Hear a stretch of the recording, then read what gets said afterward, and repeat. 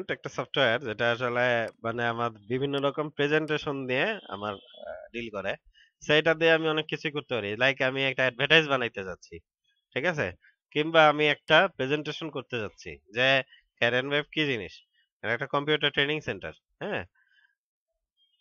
তো এটা নিয়ে এটা হইতে পারে যে আমি আমার ইয়েটাকে প্রতিষ্ঠানকে নিয়ে একটা অ্যাডভার্টাইজ হোক আর যাই হোক আর যেরকম টাইপের জিনিসই হোক তাই সেটা আমরা ইয়ে করতে পারি। কিংবা আমরা এটা নিয়ে একটা ইয়ে করতে যাচ্ছে যে মনে করেন যে বাংলাদেশ নিয়ে বা 21শে ফেব্রুয়ারি কি জিনিস এটা নিয়ে মানে আমরা একটা প্রেজেন্টেশন তৈরি করতে চাই। হ্যাঁ, আচ্ছা। তো এখন মনে করেন এইরকম এরকম অনেক বিষয়বস্তু যেটা বিষয়ভিত্তিক সংক্ষিপ্ত আলোচনা যেটাকে বলা যায়। মাইক্রোসফট ওয়ার্ডে তো আমরা ডিটেইল লিখতে পারি, বই লিখতে পারি, কিন্তু পাওয়ার পয়েন্ট দিয়ে আমরা সংক্ষিপ্ত ভাবে আমরা একটা অ্যাডভার্টাইজার মতো হইলে বা একটা প্রেজেন্টেশনের মতো হইলো যে ক্যারেন এইগুলি। তো এইভাবে আমরা জিনিসটাকে বিয়ে করতে পারি। তো এখানে প্রথম যে পৃষ্ঠাটা আসে পাওয়ার পয়েন্ট ওপেন করার পরে সেটা ওপেন করার যেটা সিস্টেম সেটা হচ্ছে যে এখানে আমি পাওয়ার পয়েন্ট লিখে আনতে পারি। আনলাম, পাওয়ার পয়েন্ট চালু হয়ে গেল। ঠিক আছে?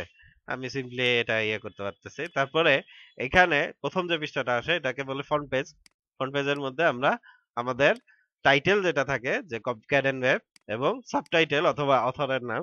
হ্যাঁ, যে বাই ক্যাডেন ওয়েব বাই অলিউল্লাহ হইতে পারতো, বা হচ্ছে গিয়ে এটা কি ক্যাডেন ওয়েব কি জিনিস কম্পিউটার ট্রেনিং সেন্টার, যেভাবেই হোক আপনি এখন এটাকে একটা সোজা কথা এটা একটা সাবটাইটেল হবে।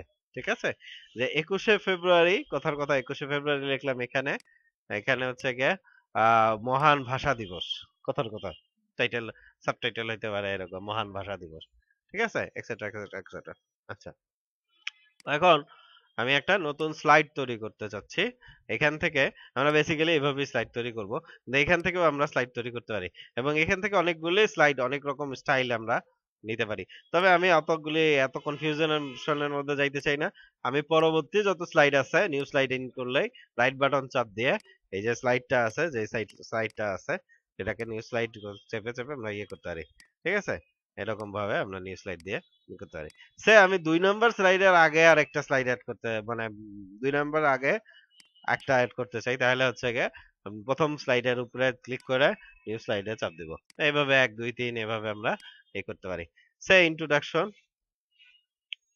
হ্যাঁ, ইন্ট্রোডাকশন থাকতে পারে, একটা স্বাভাবিকভাবে একটা জিনিসের ইন্ট্রোডাকশন থাকে। আম ইন্ট্রোডাকশন বানান ভুল হয়েছে। হ্যাঁ, যাই হোক। তো এখন মনে করেন, হ্যাঁ, ইন্ট্রোডাকশন বানান ভুল ছিল, চিঠি করে নিলাম। আহ এখন হচ্ছে আম, এখানে আমরা দিতে পারি যে এটা পয়েন্ট সহ, স্বাভাবিকভাবে পয়েন্ট সহ এটা আসতেছে। হ্যাঁ, আমি যদি চাই যে পয়েন্ট ছাড়া আমি দিতে চাই, পয়েন্ট ছাড়া আমি দিতে চাই, তা পয়েন্ট মিশাই দিলাম। পয়েন্টটা মিশাই দিলাম। অথবা এখান থেকে আমরা পয়েন্ট অফ পয়েন্ট অন করতে পারি, যেটা মাইক্রোসফট ওয়ার্ডে আমরা করছি আগে। ঠিক আছে না? সেই অনেকটা মাইক্রোসফট ওয়ার্ডে এখানে একই জিনিস। ঠিক আছে? অন্তত হোম আর ইনসার্ট তো একই জিনিস, দেখতেই পাইতেছেন মোটামুটি সব যে প্যানেল গুলি ছিল। সে CAD and web is a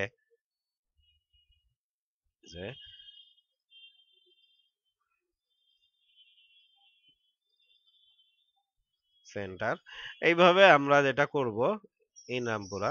হ্যাঁ, এখানে যেটা করব যে এখানে যেহেতু আমি উঠাই দিছি, তার মানে হচ্ছে কি ডিসক্রিপটিভ টাইপের লাইক সংজ্ঞা বা এই অ্যাবাউট আস বা এই ধরনের জিনিসগুলি আমরা দিব।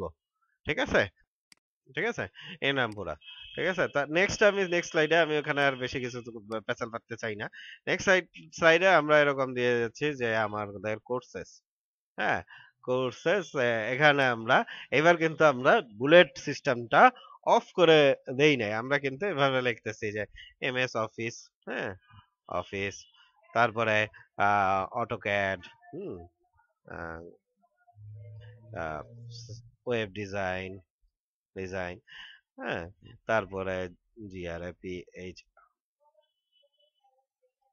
ডিজাইন। হ্যাঁ, তো এখানে আমরা আরো এক্সেট্রা ইটিসি লিখলাম। ঠিক আছে? তো এরকম বিভিন্ন রকম কোর্স আছে আমাদের, সেগুলো আমরা করলাম। ঠিক আছে?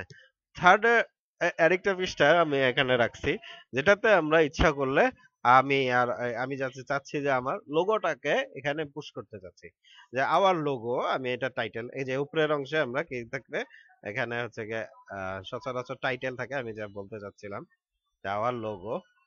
হ্যাঁ, এবং এখানে আমি যেটা করব সেটা হচ্ছে যে আমাদের লোগোটাকে পুশ করব। এখানে আমরা জানি যে কিভাবে লোগোটাকে পুশ করা যায়। একটা হচ্ছে গিয়ে ইনসার্ট থেকে আমরা যেভাবে আগে যেভাবে করছি সেভাবে করতে পারি, অথবা আমাদের ওইখানে যাওয়ার দরকার নেই। আমাদের এখানে 3-4টা জিনিস দেখতে পাচ্ছেন। প্রথম এটা বলি, এটাতে আমরা ইচ্ছা করলে টেবিল বানাইতে পারি। হ্যাঁ, আমি একটু পরে টেবিলটা বানাবো, আমি এইখানে থাকতেছি না। এখানে আমি দেখতে চাচ্ছি যে আমি একটা ইয়ে করতে চাচ্ছি, পিকচার ইনসার্ট করতে পারি, এখানে একটা চার্ট ইনসার্ট করতে পারি, বা এখানে হচ্ছে গিয়ে স্মার্ট আর্ট, মানে স্মার্ট আর্ট যেটা ছিল আমরা শিখছিলাম মাইক্রোসফট ওয়ার্ডের মধ্যে, ওই স্মার্ট আর্ট আমরা বানাইতে পারি। আমি ইনসার্ট করব পিকচার, পিকচার চাপ দিলাম, এখানে আমাদের লোগোটা আছে।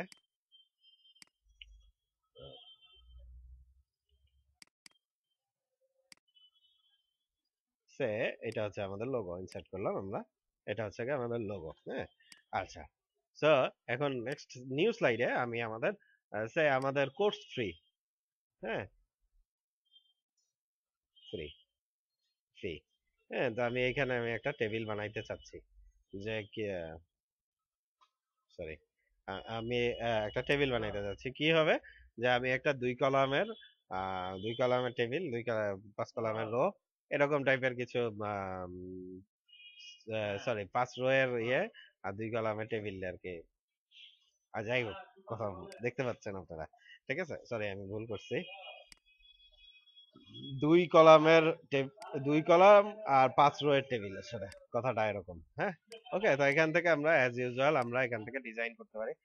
আমরা বেসিক ডিজাইনে চলে যাইতে যাচ্ছি, যে হ্যাঁ, ঠিক আছে, আমাদের বেসিক ডিজাইনে আমরা এটাকে করতে যাচ্ছি। ওকে, আমি এখানে যেটা করব, যে আমাদের কোর্স ফি গুলো আমি লিখতেছি। হ্যাঁ, আমি পজ করে দিই জায়গাটা।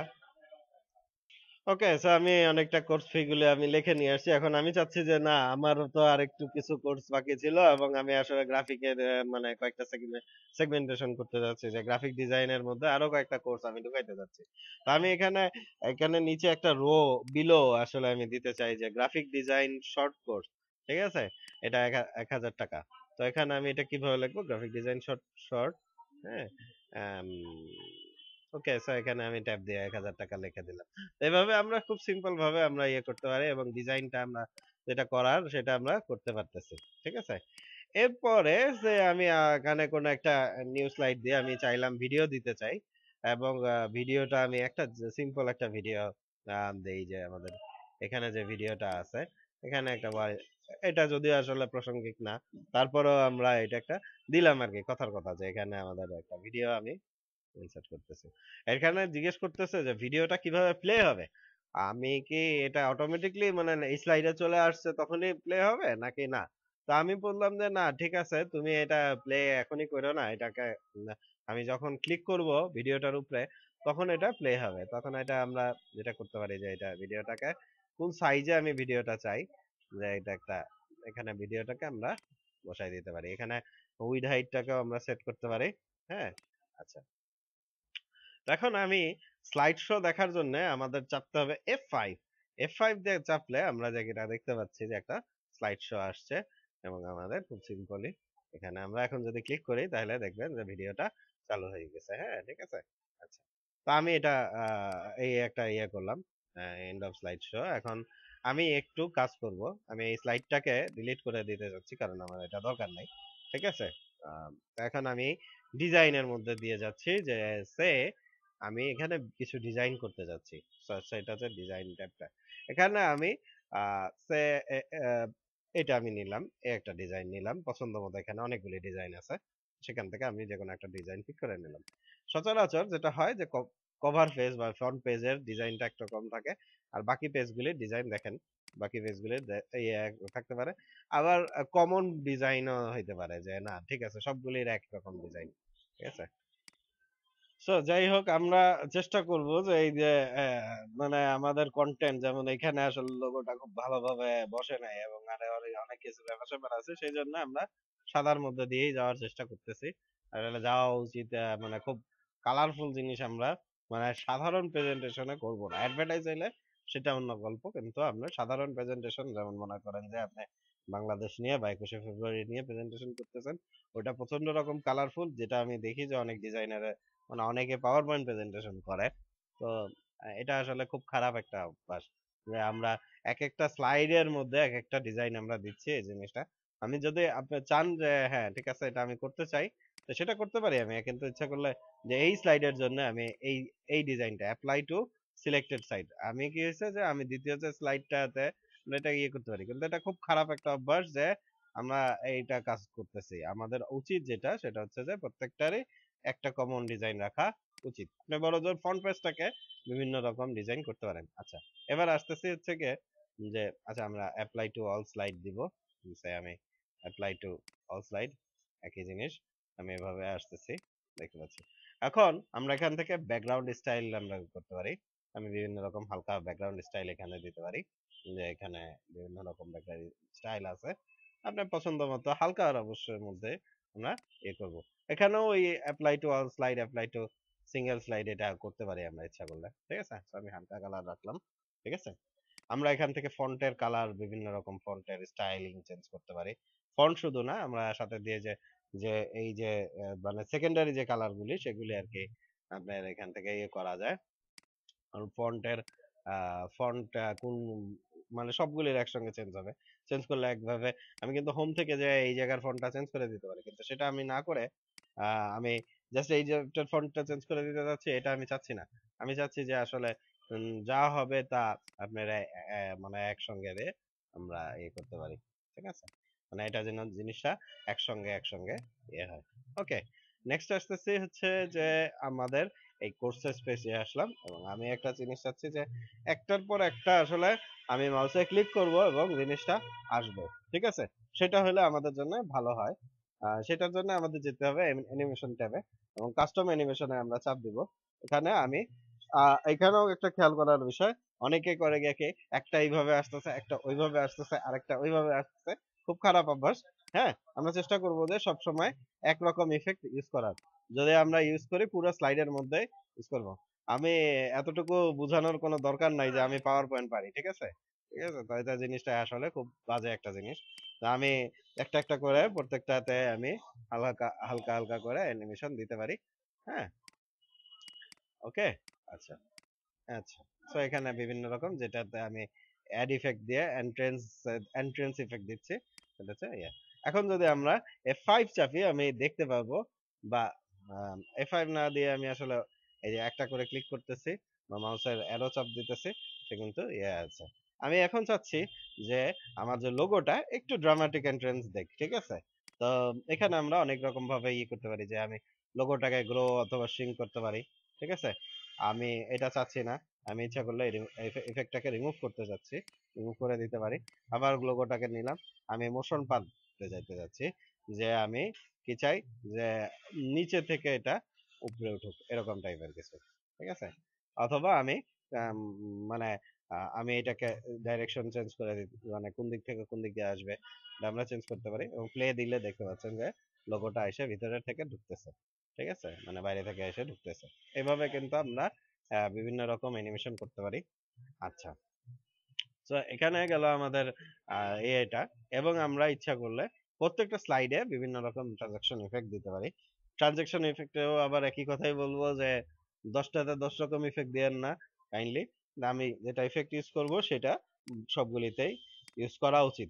হ্যাঁ, এমন তো না যে আমরা করতে পারবো না, কিন্তু মানে করা উচিত না। যেটা হচ্ছে কি একটা গুড ডিজাইনের আসলে ইয়ে। হ্যাঁ, আড়ম্বর জিনিসটা আসলে অনেকেই পছন্দ করবে না, এটাই স্বাভাবিক। ঠিক আছে, তো এখানে আমরা ই করলাম। আচ্ছা, আমরা ইচ্ছা করলে, এটাও আমি পছন্দ করি না জিনিসটা, যে অ্যাডভার্টাইজের মধ্যে আপনি ইয়ে করতে পারেন যে আমি বিভিন্ন রকম ইফেক্ট আমি দিতে চাচ্ছি, যে আমি ইচ্ছা করলাম যে আমি প্রত্যেকটা স্লাইডের মধ্যে আমি ক্যামেরা এফেক্ট এটা দিতে পারেন, আপনি অসুবিধা নেই। যে আমি এটাতে ক্যামেরা এফেক্ট দিলাম, এটাতেও ক্যামেরা এফেক্ট দিলাম, প্রত্যেকটাতে ক্যামেরা এফেক্ট দিয়ে দিলাম। মানে শব্দটা হবে ক্যামেরা যে শাটার খুললে যেরকম শব্দ হয় সেই শব্দটা হবে। ঠিক আছে, মানে মানে ছবি তুললে যেরকম ইফেক্ট হয় শব্দটা হয়। ঠিক আছে, হ্যাঁ, তো আমরা প্লে করি।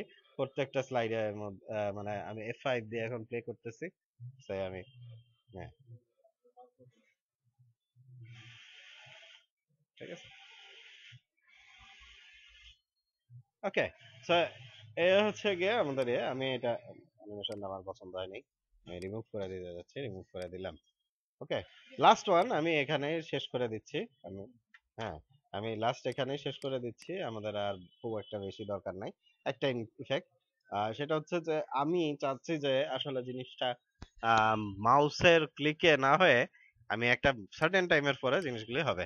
সে আমি হচ্ছে গিয়ে চাচ্ছি যে 5 সেকেন্ড পর বা 10 সেকেন্ড পর, এইভাবে আমি 5 সেকেন্ড পর পর মাউস আমি ইচ্ছে করলে এমনও করতে পারি যে না ঠিক আছে 5 সেকেন্ড পর পর হবে না, আমি চাই যে আম, মানে পাঁচ, আমি চাইলে ক্লিক করতে পারবো, আমি চাইলে 5 সেকেন্ড পর পর হবে। এই দুইটাই কিন্তু আমি টিক দিয়ে রাখতে পারি, ঠিক আছে, প্রত্যেকটা জিনিসকে আমি 5 সেকেন্ড পর পর ইয়ে করতে পারি। তা আমি কিন্তু অটোমেটিকলি 5 সেকেন্ড প্রত্যেকটাতে সেট করতে, প্রত্যেকটাতে কিন্তু আলাদা আলাদা ভাবে সেট করতে হবে, আদারওয়াইজ কিন্তু আপনার সমস্যা। So আমি এখন যদি F5 দিই, আই থিঙ্ক কোনোটাতেই আমি ইয়ে দেই নাই। হ্যাঁ, তো এখন অটোমেটিকলি 5 সেকেন্ড পর পর জিনিসটা অটোমেটিকলি আপনার ইয়ে হবে। এটা খুব ইফেক্টিভ হচ্ছে কি, যদি আপনি এটা ইউজ করে অ্যাডভার্টাইজ তৈরি করতে যান, হ্যাঁ, তখন হচ্ছে গিয়ে আমরা দেখবো যে অটোমেটিকলি, আমি কিন্তু এখানে আমার হাত একেবারে উপরে আছে, আমি কিন্তু কোনোভাবেই কোনো রকম মাউসের কাজ করতেছি না, ঠিক আছে। তো দেখা যাচ্ছে কিন্তু আমার অটোমেটিকলি জিনিসটা ইয়ে হয়ে আসছে, ঠিক আছে। তো এখানে দ্যাটস ইট, এটাই হচ্ছে গিয়ে যে আমরা কিভাবে একটা মানে পাওয়ার পয়েন্টের স্লাইড তৈরি করতে পারি।